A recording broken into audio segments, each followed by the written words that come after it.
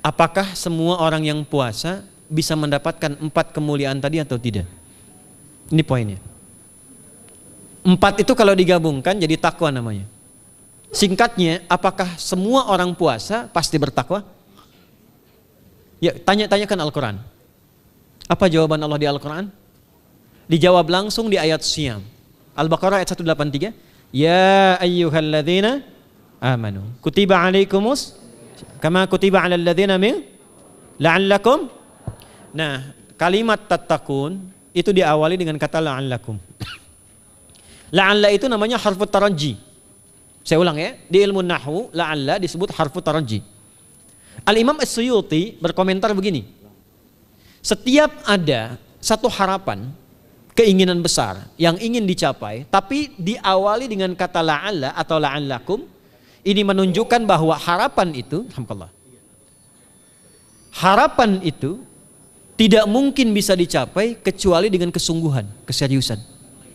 Jadi ketika Allah menutup kalimat puasa, ayat puasa dengan kata la'allakum seakan memberi kesan, tidak semua orang puasa akan mendapatkan kenaikan takwa dan jaminan 4 kemuliaan tadi kecuali orang yang serius puasanya. Orang yang sungguh-sungguh puasanya. Karena itulah untuk menunjukkan kesungguhan itu, bagian terakhir kita, Nabi memberikan 3 amalan utama. Saya akan bacakan dengan cepat 3 amalan utama yang dikuatkan oleh beliau kepada para sahabat sebelum tiba Ramadan dan sampai sekarang menjadi kurikulum Ramadan Nabi. Jadi kalau ibu bapak ingin mengeluarkan kurikulum Ramadan Nabi, nanti bikin agenda saat Ramadan ya, supaya nggak pusing nanti kalau masuk hari pertama apa yang dikerjakan, hari kedua apa yang dikerjakan, subuh apa, siang apa, sore apa. Cuman nanti saya berikan 3 yang pokok ini. Ada 3. 1, meningkatkan sholat. Saya ulang ya, meningkatkan apa? Salat. Kalau meningkat secara singkatnya berarti bertambah dari yang sekedar fardu tambah dengan apa? Sunnah. Maka dari sekarang keluarkan semua jenis salat-salat sunnah. Keluarkan dari sekarang apa saja, siang dan malamnya. Yang rawatib ada berapa rawatib? Rawatib 12. Ya, rawatib itu yang melekat dengan salat fardu dan menentukan untuk memperbaiki salat fardu. Menambah, jadi kalau kurang khusyuk ditambah dengan sunnahnya disebut rawatib. Bisa sebelum, bisa setelah salat fardu. Ada 12 dari hadis Nabi SAW. Man shalla isnatai asyrata raka'atan, siapa yang salat 12 rakaat fi yaumin wa lailatin, yang mengiringi salat fardu siang dan malam, ya, bunyalahu bihinna baitun fil jannah, maka akan dibangunkan baginya satu rumah di surga kalau konsisten menunaikan 12 itu sampai meninggal dunia. Sahabat yang mendengar itu mengatakan kompak semuanya, sejak mendengar hadis itu kami usahakan istiqomah sampai meninggal tidak meninggalkannya. 12 itu 2 sebelum subuh, cepat. 4 sebelum zuhur, 2 setelah zuhur, 2 setelah maghrib, 2 setelah isya. 2 rakaat sebelum subuh, 4 rakaat sebelum zuhur. Kalau nggak bisa 4 rakaat karena terbatas waktunya, boleh 2 rakaat khusus untuk sebelum zuhur. Kalau nggak bisa 4, boleh berapa? 2. Dalilnya hadis Ibnu Umar radhiyallahu taala anhuma. Kata beliau, hafidtu asyra rakaatin, saya hafal 10 rakaat dari Nabi sallallahu alaihi wasallam salat sunnah. Maka menyebutkan sebelum zuhur 2 rakaat. Baik, jadi 12 ya, 2 sebelum subuh, 4 sebelum zuhur, 2 setelah zuhur, 2 setelah maghrib, 2 setelah isya. Ini yang disebut dengan rawatib. Jamak dari kata ratib. Di luar ini mutlak. Mutlak ini ada yang berdampingan dengan salat fardu, ada yang terpisah. Contoh yang berdampingan, 4 rakaat sebelum asar. 4 rakaat ini bukan disebut rawatib, tapi salat mutlak. Cuma waktunya berdampingan dengan salat fardu. Jadi dia nggak memengaruhi salat fardu, cuma punya keutamaan sendiri. Apa keutamaannya? Hadis Ibnu Umar radhiyallahu taala anhuma, ketika beliau menyampaikan qala Nabi sallallahu alaihi wasallam rahimallahu ra'an shalla qabla al-asri arba'an. Allah akan menambahkan rahmat pada orang yang terbiasa salat 4 rakaat sunnah sebelum salat asar. Jelas ya? Baik. Kemudian apalagi setelah itu? Salat di antara 2 adzan dan 2 adzan ini, adzan dan iqamah. Ya, di antara adzan dan iqamah. Tahiyatul masjid. Apalagi misalnya salat duha.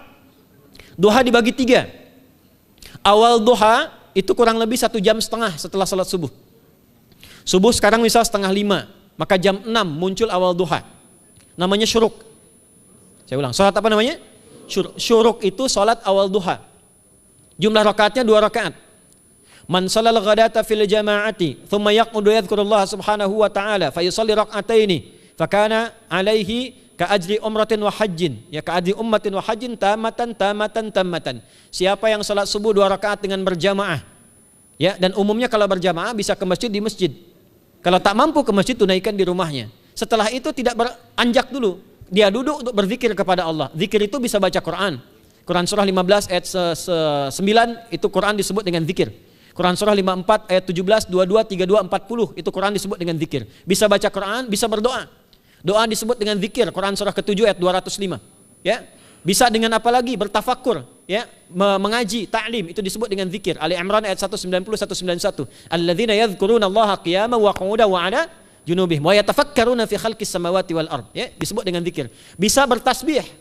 Zikir pagi petang, kalimat-kalimat thayyibah, ada itu di Quran surah ke-4 ayat 103. Jadi habis salat subuh zikir dulu. Doa dulu, zikir dulu, belajar dulu, tafsir dulu. Setelah itu muncul syuruk. Perjalanannya disebut isyraq, melewati masyrik, 1 tombak bayangan, dia salat 2 rakaat, itu pahala salatnya senilai haji dan umrah. Sempurna. Bukan sudah haji, bukan.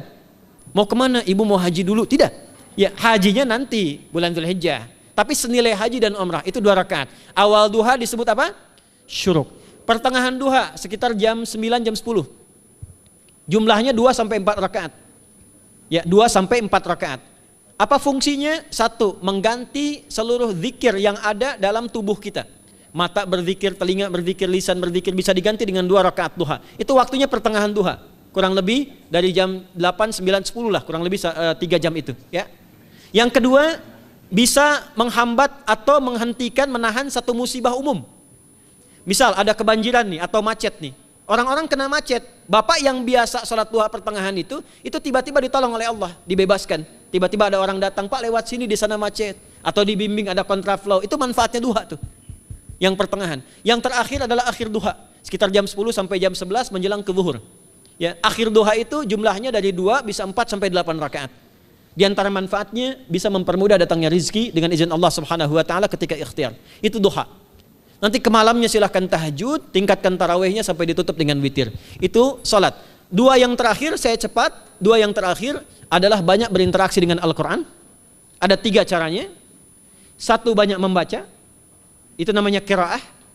Silahkan Bapak Ibu siapkan dari sekarang, targetnya khatam misalnya 1 kali berapa juz? 30 juz. Kalau mau gampang bagi 30, berarti 1 hari berapa? 1 juz. Paling gampang lagi, supaya nggak capek ngajinya, supaya nggak capek, bagi 1 juz 5 waktu sholat. Contoh, juz pertama itu Al-Baqarah plus Al-Fatihah. Al-Fatihah saya nggak hitung lah karena sudah hafal ya. Al-Baqarah itu 141 ayat, juz pertama. Bagi 5, 28. Jadi setiap ketemu waktu sholat, bagi 2 lagi, 28 bagi 2 berapa? 14. Sebelum sholat baca 14 ayat, setelah sholat baca 14 ayat. Itu 14 ayat tuh paling-paling nggak nyampe 5 menit Bu, Pak.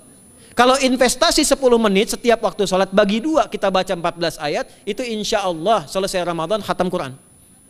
Itu udah rumus. Ya, tidak cukup dengan amin, siapkan dari sekarang. Siapkan. Ya. Kemudian mengkaji, kajian, tilawah. Itu tilawah itu di hadis Muslim pahalanya banyak. Ya, majtama'a qaumun fi baitin min buyutillahi. Ya, kita ngajinya Quran hadis ya, biar ya, lebih kuat dalilnya. Majtama'a qaumun fi baitin min buyutillahi yatluna kitaballahi wa yatadarasuna fima bainahum. Ya, siapa yang bisa tilawah Quran, ngaji, tafsir, keluarkan misalnya untuk Ramadan 10 hari saya pengen tahu Al-Fatihah. Itu ketika dilakukan punya 4 keutamaan. 1, ghasyiyatuhum rahmah. Selama ngaji rahmat Allah dibentangkan. Kalau pengen doa cepat dikabulkan, kalau istighfar diampuni. Yang kedua, awas ini nazalat alaihimus sakinah, diberikan ketenangan dalam jiwa. Bapak Ibu pengen di rumah tangga nyari sakinah, isi dengan Quran di rumah. Amalan terakhir infak. Ya, hadisnya dari Ibnu Abbas, Ibnu Abbas radhiyallahu taala anhuma, qala, ya, beliau mengatakan kana Nabi sallallahu alaihi wasallam ajwadan nas wa ajwadu ma yakunu fi Ramadan. Adalah Nabi sallallahu alaihi wasallam itu orang yang sangat luar biasa dermawan dan lembut. Dan bertambah dermawan lagi ketika tiba Ramadan. Apa yang dilakukan Nabi? Mensupport sahabat, siapapun yang punya anggaran untuk infak, disiapkan sebelum Ramadan. Jangan berpikir banyak Bu. Yang penting ada anggaran, 30.000 nggak ada masalah. Setiap hari 1.000, tidak harus uang, makanan. Pernah dengar hadis ini nggak? Siapa yang memfasilitasi bukaan orang puasa walaupun dengan sebiji kurma dan sehirup air, maka dia mendapatkan pahala seperti orang puasa itu tanpa dikurangi sedikit pun. Ada? Hadisnya sahih di At-Tirmidzi. Tapi bukan berarti nyari kurma ke Tanah Abang setiap hari satu. Terus minumnya satu sedotan aja ganti-ganti. Ya, maksudnya apa? Yang paling minimal kita bisa keluarkan. Itu pahalanya 700 kali lipat dikali 10. Paling standar. 700 kali itu standar biasa di hari ini. Dalilnya Al-Baqarah ayat 261 yang dibacakan Adinda tadi kita itu. Ramadan kali 10 lagi. Maka dari itu disiapkan dari sekarang untuk infak. Kalau kami di desa itu, ibu saya selalu kalau Ramadan itu RT-nya setiap rumah. Ini untuk bukaan hari ini rumah A, rumah B, rumah C. Bukaan besok rumah A, rumah B, rumah C. Boleh tuh di PWM Pak dipraktikkan. Ya, misalnya anggota perserikatan siapa dikasih kesempatan.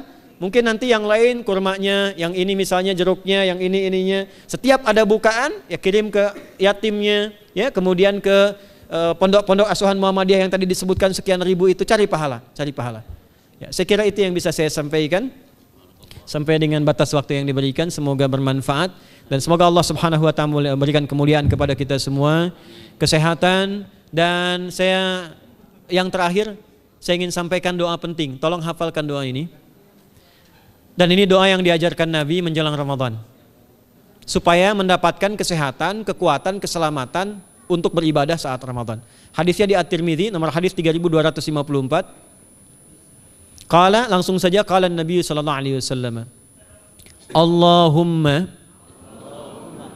ahillahu alaina bil yumni wal iman wassalamati wal islam rabbi wa rabbukallah.